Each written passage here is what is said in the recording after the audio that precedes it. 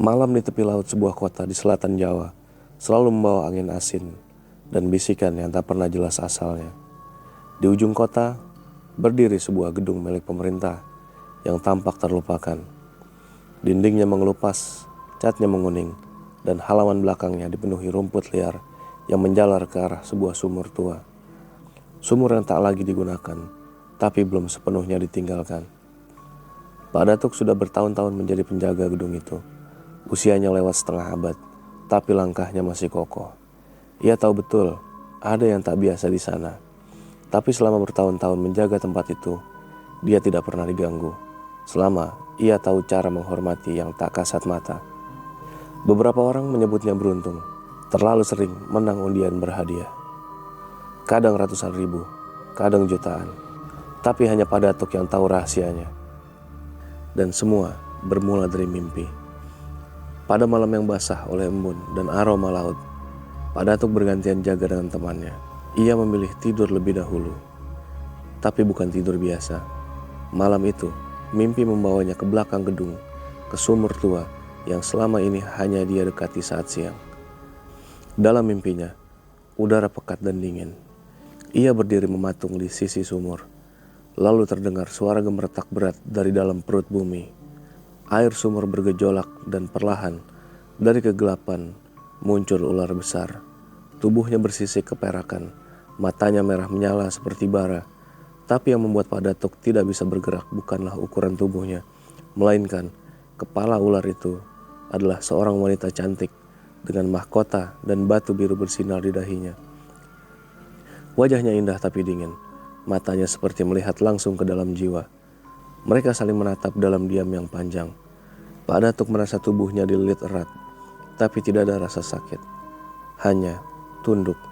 Ia menundukkan kepala perlahan, memberi hormat. Perempuan itu berubah wujud sepenuhnya menjadi sosok wanita. Ia berdiri di depan Pak Datuk, tak berkata apa-apa. Hanya mengangkat tangan, menunjukkan beberapa simbol angka dengan tangannya. Pak Datuk mengangguk. Tanpa berkata apa-apa, ia tahu itu angka keberuntungan. Sosok wanita itu lenyap dalam sekejap dan Pak Datuk terbangun dengan tubuh penuh keringat. Tanpa menunggu pagi terlalu terang, ia pergi membeli undian dengan angka-angka yang ditunjukkan dan seperti yang bisa ditebak, Pak Datuk menang. Semua angka keluar. Tapi angka itu bukan hadiah, itu adalah perjanjian karena malam demi malam berikutnya, Pak Datuk terus bermimpi tentang wanita ular. Kadang ia datang dari sumur, kadang dari dinding kamar mandi yang basah, kadang hanya berdiri diam di jendela saat hujan turun. Semakin besar hadiah yang ia menangkan, semakin nyata sosok itu muncul.